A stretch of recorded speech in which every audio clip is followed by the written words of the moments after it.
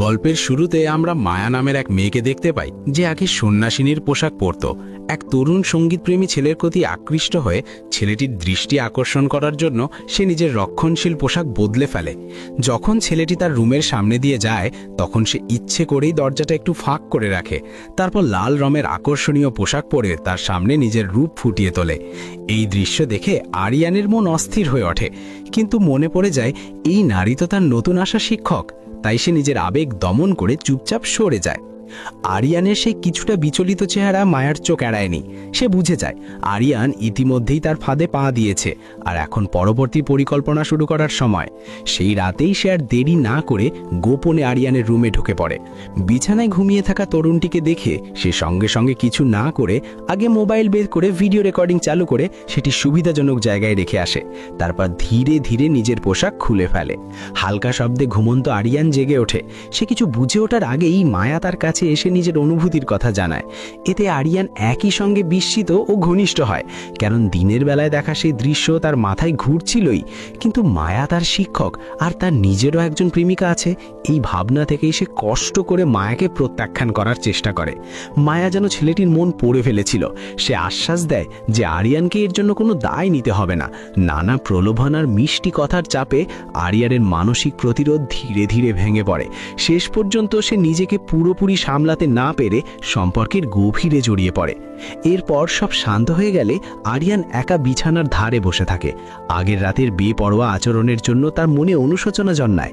অপরাধ বোধ আর অস্বস্তি তাকে ভেতর থেকে কুঁড়ে কুঁড়ে খেতে থাকে। একটু বাইরে গিয়ে মন হালকা করবে ভেবেই উঠতেই মায়া তাকে ডেকে থামায়। মায়ের উষ্ণ আচরণের সামনে আরিয়ান কিছুটা ভীত ও অপ্রস্তুত হয়ে পড়ে। সে বুঝতে পারছিল না এখন তাদের সম্পর্ক কিভাবে সামলাবে। তাই সে কোনো রকমে একটা অজুহাত বানিয়ে দ্রুত মায়ের কাছ থেকে বিদায় নেয়। যদিও মায়া বুঝতে পারে আরিয়ানের আচরণে কিছু অস্বাভাবিকতা আছে, তবুও সে তেমন গুরুত্ব দেয় না। বরং আবার আরিয়ানের ঘরে গিয়ে আগের রাতের ঘটনাগুলো মনে করতে থাকে।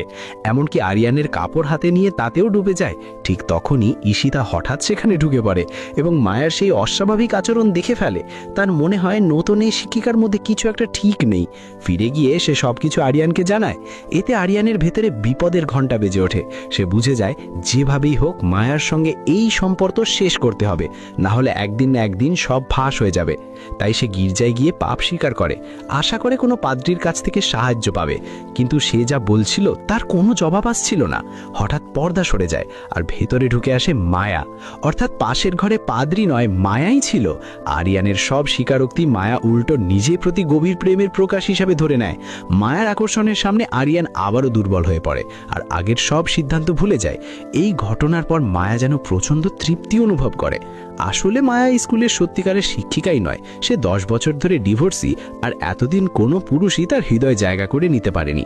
একদিন হঠাৎ ইন্টারনেটে আরিয়ানের একটি ভিডিও দেখে সে মুগ্ধ হয়ে যায়। তরুণ আরিয়ানের সুরেলা গানের প্রতিটি লাইন যেন মায়ার নিঃসঙ্গ হৃদয়ে আঘাত করছিল। সে বিশ্বাস করে এটাই তার সত্যিকারের ভালোবাসা। আরিয়ানের কাছে পৌঁছানোর জন্য মায়া স্কুলের নতুন শিক্ষক ড্যানিয়েল স্যারকে হত্যা করে। তারপর তার পরিচয় নিয়ে স্কুলে চাকরি নেয় এবং সফলভাবে আরিয়ানের শিক্ষক হয়ে ওঠে। এখন যেন সে নিজের ইচ্ছা পূরণ করে তৃপ্তি পেয়েছে। সে আরিয়ানকে নিয়ে সুখী ভবিষ্যতের স্বপ্ন দেখতে শুরু করে। অন্যদিকে আরিয়ান ক্রমেই অনুশোচনায় ডুবে যেতে থাকে। রাতে প্রেমিকার সঙ্গে দেখা করতে গিয়েও তার মনে তীব্র অপরাধবোধ কাজ করে। সে মনে করতে থাকে সে যেন নিজের প্রেমিকার সঙ্গে বিশ্বাসঘাতকতা করেছে। মদের নেশায় আচ্ছন্ন অবস্থায় সে ঠিক করে মায়ার সঙ্গে বা সরাসরি কথা বলে সব শেষ করবে। তৃষা কিছুটা অবাক হয়ে তার পিছু নেয়, কিন্তু আরিয়ান তাকে কিছুই ব্যাখ্যা না করে চলে যায়। তৃষা ফিরে আসতে গিয়ে দেখে তার গাড়ি থেকেও অপমানজনক কথা লিখে দিয়েছে।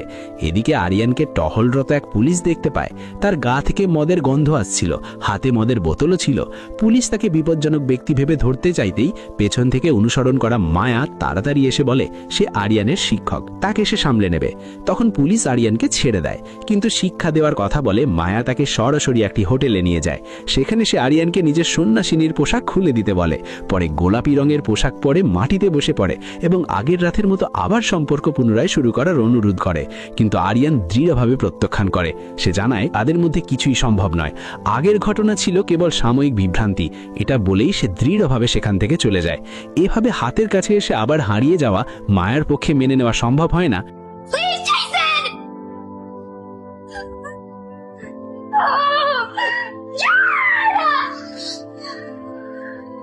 তখন তার মাথায় হঠাৎ এক ভয়ঙ্কর পরিকল্পনা আসে। পরের দিন সাপ্তাহিক ছুটি শেষে আরিয়ান স্কুলে ফিরে এসে দরজা খুলে দেখে মায়া তার নিজের রুমের ভেতর বিছানায় শুয়ে আছে।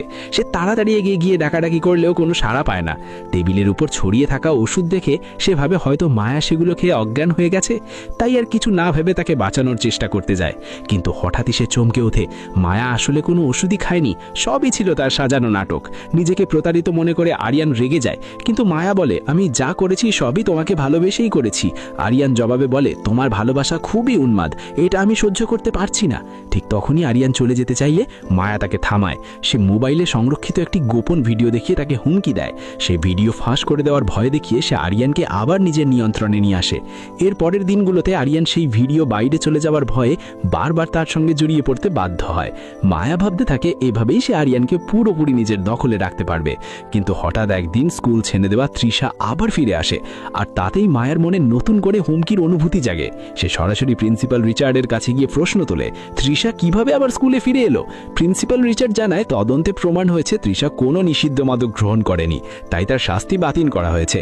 এরপর মায়া আবার আরিয়ানের কাছে গিয়ে চেষ্টা করে যেন সে তৃষা থেকে দূরে থাকে, কিন্তু আরিয়ান এবার তার কথা মানতে চায় না। দুজনকে আবার কাছাকাছি আসতে দেখে মায়া সিদ্ধান্ত নিয়ে ফেলে যেভাবেই হোক তৃষাকে সরিয়ে দিতে হবে। একদিন তৃষা গোসল করছিল, আর সে টেরও পায়নি যে বিপদ তার দিকে এগিয়ে আসছে। হঠাৎ মায়া সেখানে উপস্থিত হয়ে কোনো কথা না বলে তার মাথার দেয়ালে আছড়ে মারে। তৃষা প্রতিরোধ করারও সুযোগ পায় না। এরপর মায়া একটি সাবান মাটিতে ফেলে রেখে এমনভাবে দৃশ্য সাজায় যেন তৃষা দুর্ঘটনাবশত পিছলে পড়ে মারা গেছে। প্রতিদ্বন্দ্বীকে সরিয়ে দেওয়ার পর মায়া আবার ঈশিতা সহ পরিবারের লোকেদের অনুসরণ করে একটা রেস্টুরেন্টে যায়। সেখানে সে এমনভাবে আচরণ করে যেন সবার সঙ্গে খুব ঘনিষ্ঠ সম্পর্ক, এবং খুশি হয়ে একসঙ্গে খেতে বসে। কিন্তু বসার পর থেকেই তার আচরণে অস্বস্তিকর এক ধরনের ইঙ্গিত স্পষ্ট হতে থাকে, যা ঈশিতাকে ক্রমেই অস্থির করে তোলে। বাড়ি ফিরে ঈশিতা আরিয়ানকে সব স্বীকার করে, মায়ার সঙ্গে তার পুরো সম্পর্কের কাহিনী খুলে বলে। এরপর ঈশিতা ল্যাপটপ নিয়ে গিয়ে স্কুলের গির্জায় ফাদার মাইকেলকে সব জানাতে চায়, কিন্তু দুর্ভাগ্যবশত মায়া ইতিমধ্যেই তাদের পেছনে এসে দাঁড়িয়ে পড়েছে। ঈশিতার আরিয়ানকে দেখে সে আর কোনো কথা না বলে আক্রমণ করে। প্রথমে ঈশিতাকে তাড়িয়ে দেয়, তারপর আরিয়ানকেও আঘাত করে কাবু করে ফেলে। ঠিক যখন সে ঈশিতাকে শেষ আঘাত করতে যাবে, তখনই হঠাৎ সিস্টার অ্যালিনা এসে সাহায্য করতে এগিয়ে আসে, কিন্তু শক্তি কম হওয়ায় খুব দ্রুতই তাকেও পরাস্ত করা হয়। পরিস্থিতি যখন একেবারে শেষের দিকে, ঠিক তখনই আক্রমণকারী নারী হঠাৎ পেছন থেকে আঘাত পায়। এভাবেই শেষ পর্যন্ত আরিয়ান সেই উন্মাদ ভক্তসুলভ নারীকে পরাজিত করতে সক্ষম হয়, আর সেই নারীও শেষমেশ মারা যায় নিজের সবচেয়ে প্রিয় মানুষের হাতে। বন্ধুরা, আজকের গল্পটা আপনাদের কেমন লেগেছে অবশ্যই কমেন্ট করে জানাবেন। আর এরকম আকর্ষণীয় রোমান্টিক গল্প দেখতে এখনই আমাদের সিনে গল্প হরর চ্যানেলটি ফলো দিয়ে সাথে থাকুন। ধন্যবাদ সবাইকে। দেখা হচ্ছে আবারও নতুন কোনো ভিডিওতে।